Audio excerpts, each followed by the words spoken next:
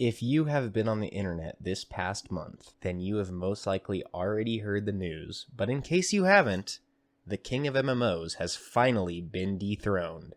That's right, say goodbye to your blood elf slutmog and embrace your new catgirl queen, Y'shtola. Y'shtola? Y'shtola. Y'shtola. Hold on. Why Y'shtola?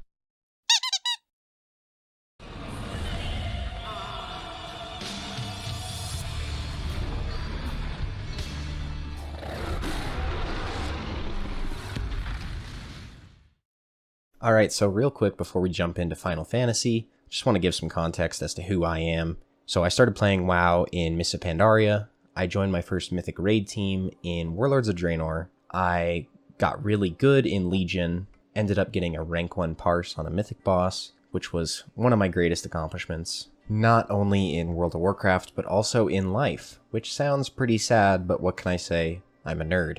After that, in BFA and in Shadowlands, I never had a good time playing the game. The direction that the devs took the game, the amount of annoying systems that got fixed in patches years down the line, it just got to be too much. And what eventually got me to quit was actually Mythic Stone Legion Generals, which isn't a surprise for the Mythic Raiders out there in World of Warcraft.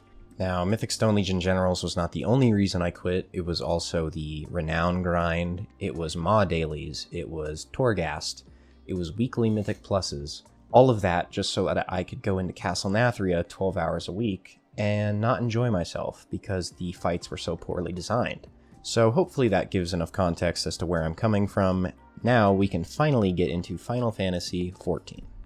For years now, I've been hearing that Final Fantasy XIV is an amazing MMO. There's just been a few things that have kept me from trying it. Mainly, I did not believe until very recently that there was a hardcore raiding scene, and also I was afraid of having to get through A Realm Reborn, because that's what you hear when people talk about Final Fantasy XIV, is just get through A Realm Reborn, and once you get to Heavensward, it's amazing. For me, I couldn't justify spending hours upon hours upon hours to get through the base game just to enjoy the good stuff. Now, my mindset completely changed when Asmongold decided he was going to play Final Fantasy XIV and tweeted about it, and I watched the Allcraft with Zepla, and my entire view of the game changed, and I decided that I needed to try it. Now, going into the game, my mindset was to just get through A Realm Reborn so I could get to Heavensward. This involved a lot of skipping of cutscenes and not reading dialogue in the early levels, unless it was tied to a dungeon or a boss. I quickly realized that I actually do need to pay attention to the A Realm Reborn story, even if it's kind of boring. Now, I gotta be honest with you, it's rough. The first 12 hours or so are not the greatest. You don't have a lot of abilities, so the GCD feels terrible, and the story quests you have are fetch quests, almost entirely. There was a period of like 2 hours where I was just doing quests, and I think I killed maybe 2 enemies in those entire 2-hour period. For me, the game definitely picked up once I got my job. I started out as an archer, and the first job I got was Bard. I would say the gameplay got a lot more fun because you had a lot more abilities, you had off GCD abilities to weave in between, and it didn't feel as slow and clunky, as well as the fact that the story quests that you're doing at that point tend to be a lot better, in my opinion, than the earlier levels, because the story gets a lot juicier once you get to the end of A Realm Reborn. I don't think the end is actually that bad, I think it's just the start. And I also got really excited when I completed A Realm Reborn because I was like, yes, I'm going to go to Heavensward. Until I realized you have to do every post-patch quest that is story-related, because the story continues in the post-patches, not just the base game, and you need to play those post-patch story quests because it ties into stuff in later expansions. So I got pretty bummed out because I was really looking forward to playing Heavensward, only to realize I have all these post-patch quests I have to do. But final thoughts on A Realm Reborn before we get into Heavensward. I don't think it's as bad as people said it was. I definitely did not have anything to worry about. It only took me maybe 4 or 5 days in its entirety. Not to mention that once it picks up near the end, I actually really enjoyed the story.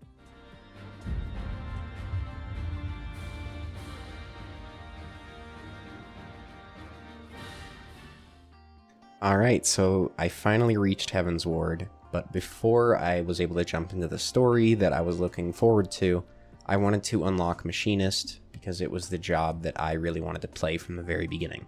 This was my first look at leveling an alt, as Machinist starts at level 30 and the Heavensward quest start at level 50, so I had to get 20 levels. I just did it through Fates and dungeon spam, and I didn't think it was that bad. It actually took like no time at all, nothing compared to leveling an alt in WoW, and the seamlessness of just switching to another job is so easy. You just equip a different weapon. Like, it's literally that simple. You just equip a different weapon, and I really enjoyed that. Once I hit level 50 on Machinist, I started the Heavensward story, and let me say, man, it's like a complete 180. It's a breath of fresh air. The amount of voice acting in the story quests is incredible. Almost every important story quest is voice acted, compared to A Realm Reborn, where obviously they didn't have the budget for that. And the characters, for example, Estinian, Harchefant, Aymeric, the Archbishop, all incredible. I loved every single character, even though I can't pronounce any of their names. I loved this story. Now, if I talked individually about every little thing that I enjoyed and loved about Heavensward, this video would be an hour long. So I'm just going to list off everything that I enjoyed. The zones, both visually and thematically. The storylines of those zones. The villains. The music. The way you unlock flying. The Dark Knight storyline. The way you unlock a certain mount at the very end of the story. The emotions I felt throughout the story, both happy, sad, angry. And lastly, a sense of continuation of an overarching story throughout the entire game that you really feel. Now, you might be thinking this video is about former Mythic Raider trying Final Fantasy XIV. Why am I talking so much about the story and the characters and the music?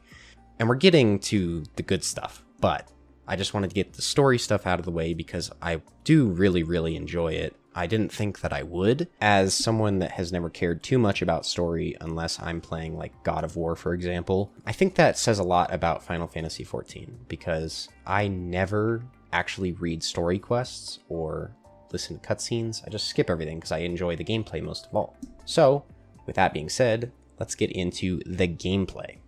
So the job that I would consider to be my main is Machinist, and you see some Machinist gameplay in the background right now on a boss fight. The thing that I realized pretty quickly compared to World of Warcraft is the way you have to set up your hotkeys. A lot of abilities in this game and jobs have combo systems where you need to press 3 abilities in a very specific order. And for Machinist, for example, I have 3 abilities there on the bottom, and then on the second row, I have a second set of 3 abilities that I have to press whenever my heat gauge gets to 50, and my heat gauge is right above my hotbar there. So I had to change around my hotkeys quite a bit during leveling when I got new abilities that would combo well together so that I wouldn't have to press shift or control to, like during combos, I wouldn't have to press shift or control. And that was the first main difference between World of Warcraft and Final Fantasy I've noticed. There is a little bit of jankiness with the off-GCD abilities. Sometimes they take a second to register that you actually press them. Other than that, though, I think it's very responsive. The gameplay is incredible. I absolutely love it. I think Machinist, for example, is my favorite class in any game, only slightly beat out by Legion Shadow Priest with Surrender to Madness, which says a lot because I played a lot of classes in WoW, and Machinist is by far better than all of them in my opinion, just in terms of the fun factor. So whenever I have to play with another player, whether that's in a dungeon or in a boss fight, the things that I've noticed so far are players are generally a lot better at mechanics than your average World of Warcraft player.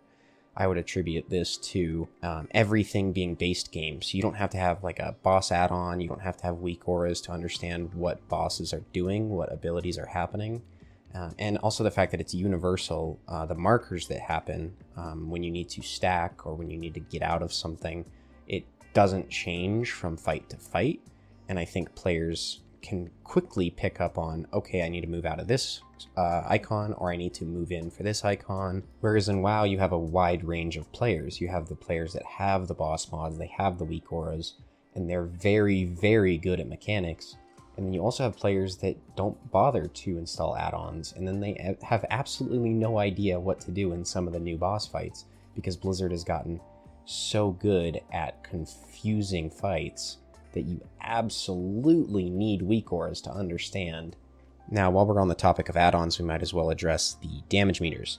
For those that don't know, damage meters are a bit frowned upon in Final Fantasy XIV. You can technically have them, but if you use the data that they give you to absolutely shit on other players, you will get banned. And it is, in my personal opinion, this is the main reason why the Final Fantasy community is seen as so much better than World of Warcraft. I think it all comes down to damage meters, personally, because in World of Warcraft, you get frustrated because you see somebody that's doing low damage, and then you focus on them. And then if they make a mistake with a mechanic in a fight, you are very much more likely to yell at them or get angry at them because you already were paying attention to them because of their low damage. All that being said, I know that there is some toxicity in FF14. I personally haven't seen it. I think it's definitely less than World of Warcraft. I don't think anyone can deny that fact. But like I said, I think it's because people are just scared that they'll get banned if they get shit, or if they yell at another player. And the last thing that I want to briefly mention, I'm not going to talk too much about it, is the duty roulette. I like it. It's really fun. It's a great way to level an alt. I've been leveling a Dark Knight through it. I don't have anything bad to say about duty roulette. I assume it probably gets pretty boring after a while, after you've seen the same boss fights or dungeons or raids over and over and over again, but I like the fact that you can get a lot of experience for an alt while also getting company seals or tomestones for your main if you need them. Anyways, that is all my initial thoughts on FF14. I do plan on making another video comparing high-end rating once I reach that point. Could take a while. But if you did like this video and want to see that, consider subscribing, and I also really appreciate you just giving your time to watch this. It's the first video I've ever made, so I do have a lot more to learn, so write a comment if there's anything you think I can improve on. But anyways, that's all from me. Thank you for watching, and have a good night.